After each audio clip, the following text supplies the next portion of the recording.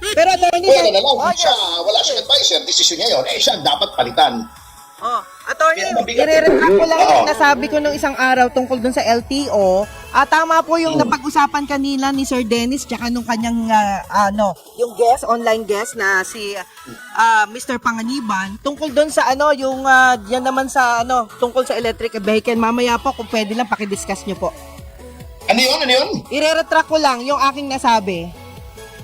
Anong electric yun? Yung electric vehicle po bawal na o any bike, yung bike Ginawa yatang Disyembre na yun eh, di ba? Parang inurong na yata. inurong po ng January. Magiging hanggang Oo. January.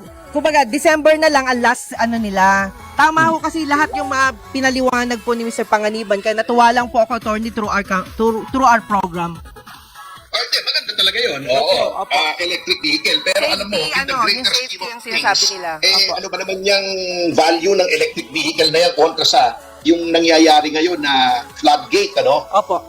Oo, okay na yan. Natalakay na naman yan eh. Opo, Pero ang tama. sinasabi ko nga, ang nangyayari dito sa ICI, wala eh. Walang nangyayari. Huwag na kayong umasa dyan, maliwala na kayo. Hindi independent yan. Hindi commission yan, konsumisyon na lang yan. Interdependent consumption na yan on infrastructure. Wala na pong katutunguhan yan. Kita nyo, sinong dinidemanda? Yung mga witness. Deputy District Engineer, at mga kontratistang pribado, nasaan yung mga congressmen na pinangalanan?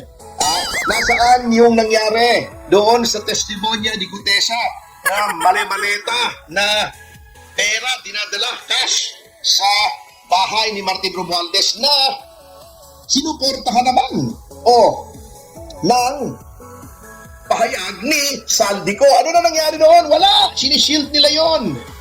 Wala na mangyayari dyan. Puro optics. Puro drama. Kita mo mga dinidemanda dito. Opo. Yung mga, okay, sabihin na natin si Ko ay isa sa mga naituturing na balyena. Malaking tao rin yan eh, di ba? Opo, Pero opo.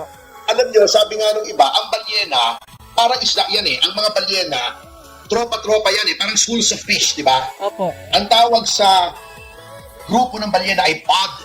Nasaan yung ibang balyena doon sa grupo? Bakit isa lamang? Hindi naman pwede. Chairman ng Committee on Appropriation, sino bang boss yan? Sino bang pumili dyan? Sino bang speaker? Di ba? Kenkoy eh. Bago, may lumalabas na naman ngayon na yung allocable daw na ang malaki ay na kay Sandro Marcos. Ano nangyayari roon? Pustahan tayo pag umapirya si Sandro Marcos, magre-request yan ng executive session na pagbibigyan ng ICI. Pustahan tayo. Hindi magpapa-livestream yan. Matatakot yung mag-livestream. Kasi mahirap depensahan yun eh. Di ba? Pero natuwa ako kay Sandro Marcos dati. Sabi niya kasi, attorney, kung napanood mo, ang sabi niya, bakit kami ang mag-iimbestiga sa sarili namin? Yun ang sabi niya. Dapat! Bakit? Hindi! Ibig sabihin, dapat ang ibang tao mag-iimbestiga. They should cleanse their own ranks. Di ba nag-iimbestiga sila? Di ba nag-iimbestiga na si Kiko Barsaga? Ano sama nun? Double standard eh. Yan ang mabigat. Opo. Anyway, ipagpapatuloy po natin ang ating pag-aaral sa pagbabalik ng Yes Yo. Jun Carlos. Malapit na ang Christmas party ng Mowel Fund. Opo, dapat nandun ka, attorney, Lagi ako nandoon. Dapat lang. Nagtutuloy tayo sa pondo ng Mowel Fund every Ayan. December. Opo, In salamat Borachi po. Films. Sa na, attorney? Sa 28 yan. Rafael Chico, of course, Jun Carlos. Josephine Salvador and family. Yan. Veronica Estrada Lim, Heli Mortel, at saka si Larry Ariate Emerson Obiena. Regards daw po sa'yo, sabi ng tatay ni CJ Obiena. Tapos Charlie Gaddy. Hi Dad, how are you? Mga gold medalist po yan, Ay, attorney. get well soon nga pala. Kay Jeeps Magpantay, nag-usap kami by phone. Okay na Magaling na siya. At konti na lang, konting pahinga na lang, good as new yung aking kasamahan sa Ayan. Citizens Crime Watch. At tuloy-tuloy ang kanyang pakikibaka. Ayan. Laban sa krimen, lalong-lalo na ngayon, kailangan ng Citizens Crime Watch. Attorney, di ba inoperahan sa puso? Bawal magalit yun.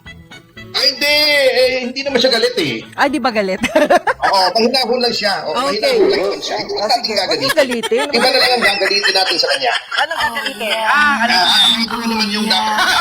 Anyway, Okay, dito ang ating mga Sige, go, go. YouTubers. Sige, Tony. Sila Amalia Pera ay palaging nakikinig. At Divine Reyes, hi Ma'am Juvie watching from Hi. Singapore. Bangag talaga ang administrasyong Marcos, nabudol din ako. Hello.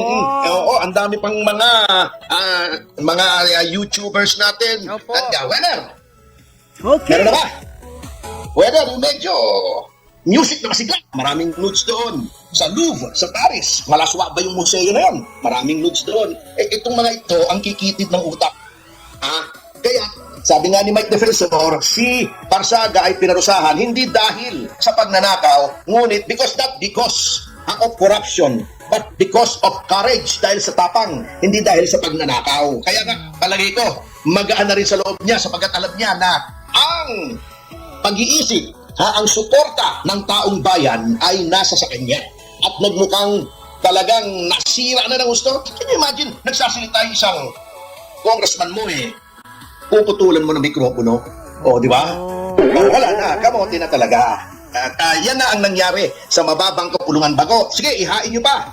Mangurakot na naman kayo, ihain nyo na naman yung impeachment complaint kay VP Sara para magkaalaman na talaga na kayo ay walang kwentang lehislatura. Attorney, take note lang, ibig lang pong sabihin na ang pamunuan natin ngayon ay very sensitive. Ibig sabihin, Oo. hindi sila sensitive sa mga nagrereklamo, kundi sensitive sila doon sa mga inirereklamo. Yes, oo. Pero yung mga tinuturo ni Saldico na mga si Dong Gonzales ba inimbestigahan? O si Gatiola ba inimbestigahan? Nag-ethics complaint ba? Wale. Na siya ay kontratista? Wale. At congressman pa rin? Conflict, very clear conflict of interest. Nasaan ang investigasyon? Inuna pa nila yung nagkikriticize sa kanila. Style yan ng gobyerno. Ito mo, lahat tinatakot. Yung sisigaw daw ng Marcos resign ay arestuhin. Yung sisigaw daw ng withdrawal of support, arestuhin. Punot panay pananakot. Pero Panay attorney, pagtutuligsak sa mga kalaban. Attorney,